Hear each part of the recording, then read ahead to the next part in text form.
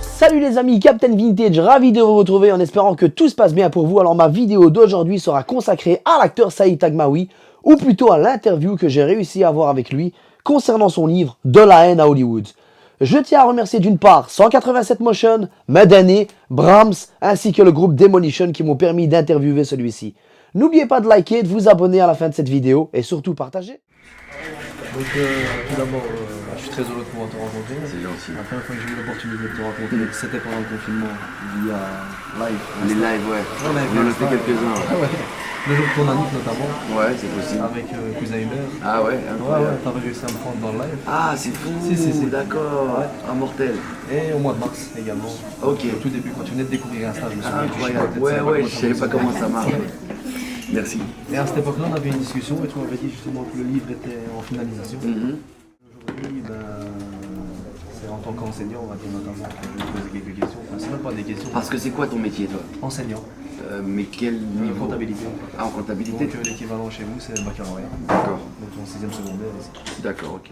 Donc il y a certains points qui m'ont sensibilisé. Et donc parce que ça m'a rappelé, on va dire, des choses que j'ai vécues. Notamment le passage dans le livre où tu soulignes que la directrice t'a dit que tu allais devenir chaudronnier. Ah oui, quand elle m'a proposé C'est une dinguerie ça. une orientation en CAP Ouais, exactement. de chaudronnerie. Et je savais même pas ce que ça voulait dire en fait. D'ailleurs, en parlant de chaudronnerie, j'étais persuadé que c'était Astérix et Obélix avec le chaudron magique. Exactement. Et en fait, non, c'est travailler dans la métallurgie et en fait, c'est travailler dans une usine, quoi. Un peu comme Charlie Chaplin, là, tu sais, la fin, les temps modernes. Ouais. Mais ça m'a fait. Et je lui ai dit, madame, il y a combien de millionnaires en chaudronnerie? Ouais. C'est vrai, ouais, j'ai vu ça. Elle m'a dit, monsieur Taghmaoui, levez-vous et sortez d'ici. Et je n'ai pas peur pour vous. Et c'est ce que j'ai fait, je suis parti.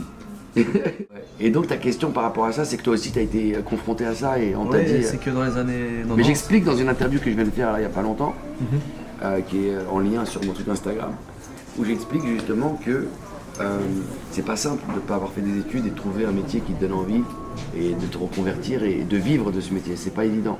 Tout à fait. Et aussi qu'on n'a pas été bon à l'école parce que ça ne nous intéressait pas vraiment en fait, et qu'il y avait une espèce de plafond de verre. En tout cas pour ma part, c'est ce qui s'est passé. Et on n'était pas plus bêtes que les autres, c'est juste qu'on n'était pas intéressé par le truc. Et on n'arrivait pas à se projeter en disant que on va réussir grâce aux études. En voyant les autres qui ont fait plein d'études, à chaque fois ils étaient bloqués à un certain niveau, quoi. Ils n'arrivaient pas à progresser dans la société. C'est un peu comme si les dés étaient pipés. Ouais, c'est vrai. Tu vois, et tu te dis, bon, ben, en fait, c'est un peu une mise en scène, tout ça, on va perdre 3-4 ans à bosser, et puis en finalité, on va pas récolter ce qu'on a semé, quoi. Bon, ben, c'est pas très encourageant. Alors, effectivement, quand t'es jeune en plus, et que t'es pas très mature, et que t'es un peu juvénile, tout ça, bon, ben, t'as pas automatiquement la réflexion nécessaire pour faire le bon choix. Et je comprends ce que tu veux dire, je comprends complètement.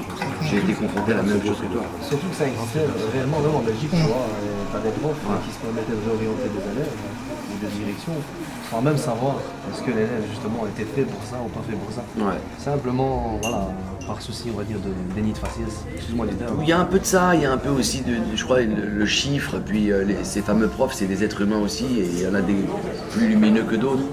Donc à un moment donné, ils font juste leur boulot, et c'est comme un juge, non? À un moment donné, il doit mettre des peines. Ben, c'est pareil, ils ne peuvent pas s'attarder sur tous les cas, et c'est vrai que il y a ce qu'on appelle la sélection naturelle. Il y a plein de gens qui passent à l'as alors qu'ils étaient super intéressants et qui n'ont pas rencontré le prof qui lui dit attends, fais ça, fais ci.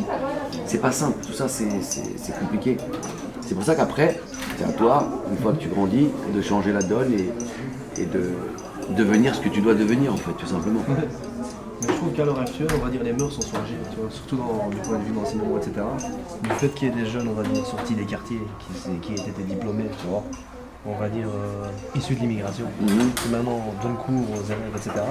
Ça leur donne un petit peu plus envie, un petit peu comme à l'époque où on avait des gens dans les MJ qui s'occupaient des jeunes, tu vois. Tu parles d'un sujet très important, tu parles de ce qu'on appelle le modèle, non, le héros qui nous ressemble physiquement et qui est positif, auquel tu as envie de t'identifier. Exactement. Et c'est vrai qu'il n'y en a pas beaucoup, et on a toujours les mauvais rôles, quoi. Et donc à force de te répéter que t'es une merde, bah, tu finis par croire que t'es une merde.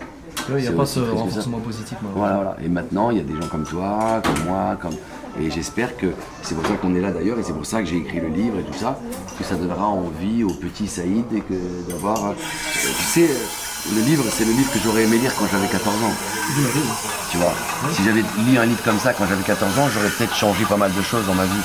Mais on n'avait pas de référence, pas de modèle, quoi. Donc, mieux vaut tard que jamais. Et on se dit qu'on a sacrifié nous, indirectement, pour les autres. Tu vois, c'est comme ça que je le vois. Tu avais fait justement des petites visites en Belgique. T'avais une Ah Ouais, j'ai du découvert côté ça. de la Belgique flamande. Ouais. Donc je me suis dit que tu tirais ton plan en néerlandais alors. Bah ouais, je parlais couramment à l'époque. C'est vrai. Clan Beach, je ne sais pas parler aujourd'hui, mais je comprendrais. Peut-être que si je m'y remettais, mais à l'époque, c'était. Et je crois que c'est grâce à ça que j'ai pu apprendre l'anglais rapidement. Parce que mon cerveau a développé une capacité pour une autre langue. Ouais, j'ai vu et ça. donc j'ai changé celle-là avec l'anglais. Je crois que c'est ça qui s'est J'ai vu passé. ça dans le livre, je t'avais dit. Mais je parlais couramment, ouais. Et je vivais comme un petit Belge, quoi. C'était vraiment exceptionnel. Et ça, J'allais au c'est- Wallaby, tu sais, les trucs Wallaby là. Walibi, ouais. Le parc de Walibi, j'y suis allé. Et quand je rentrais dans mon quartier en France, je leur disais, ils ont un parc incroyable avec des jouets et tout, ils ne me croyaient même pas.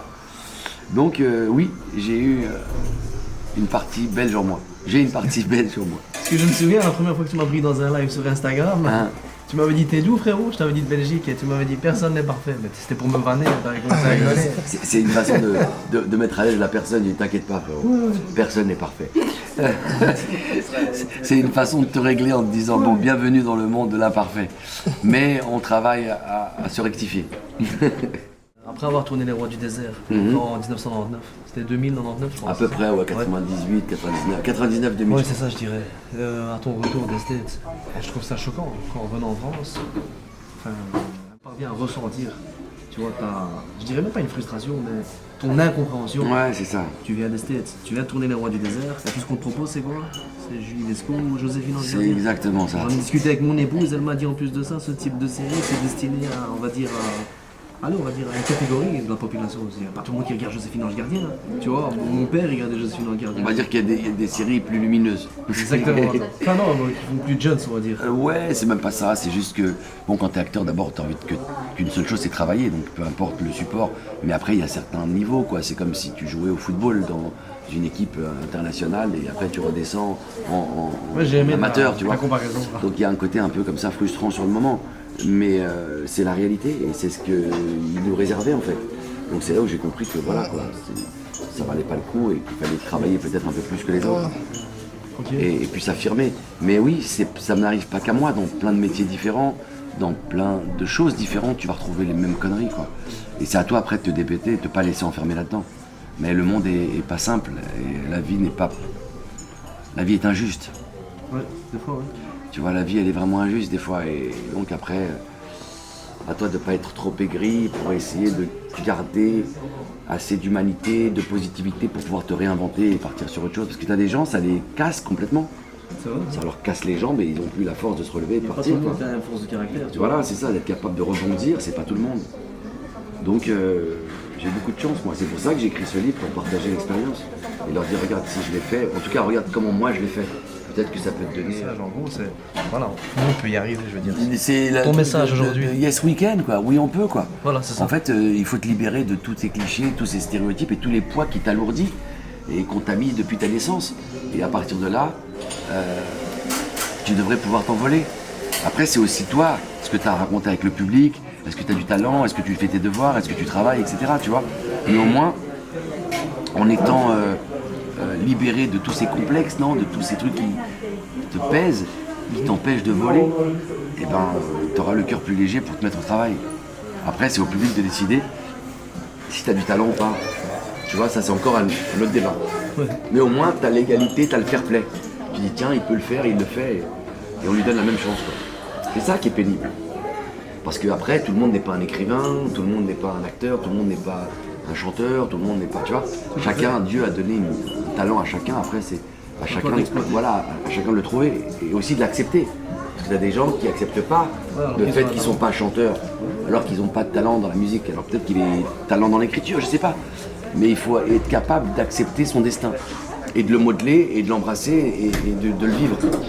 Tu vois combien de gens j'ai vu très tristes quand ils... C'est comme si tu enfonçais un clou là où il ne veut pas rentrer. Ouais, qui ressort. Non, il ressort pas. À force de taper dessus, tu vas le tordre. Ouais, Et le clou, tu peux le rentrer nulle part après. ça va. Plus ça que de s'envoler. À force de taper sur ce clou qui ne veut pas rentrer, tu finis par le tordre. Et ensuite, il ne va pas rentrer, donc tu vas te retrouver avec un clou tordu. Et quand tu vas vouloir... Et ben voilà, maintenant, tu as un clou tordu qui essaie... et c'est pas très subtil. Mais il faut un peu de temps et un peu d'expérience pour comprendre tout ça. C'est pas... Ça s'appelle l'expérience.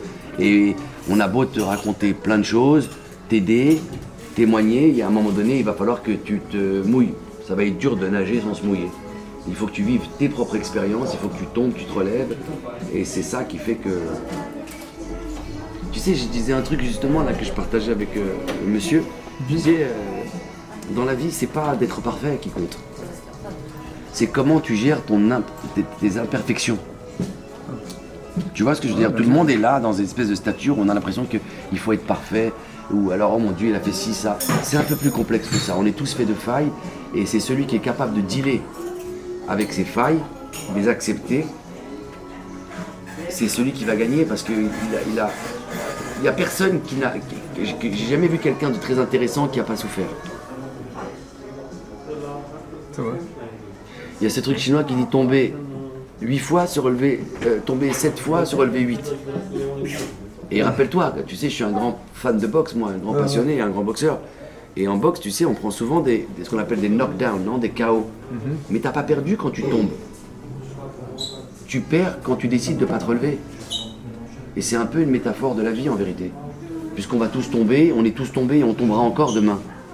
Donc en fait, tant que tu décides de te relever, tu peux encore te lever et gagner le combat. T'as pas perdu. Alors, il y a pas mal de personnes, malheureusement, qui pensent que quand ils sont tombés, ils ont perdu et c'est terminé. Alors que non, le match continue. Alors lève-toi et marche.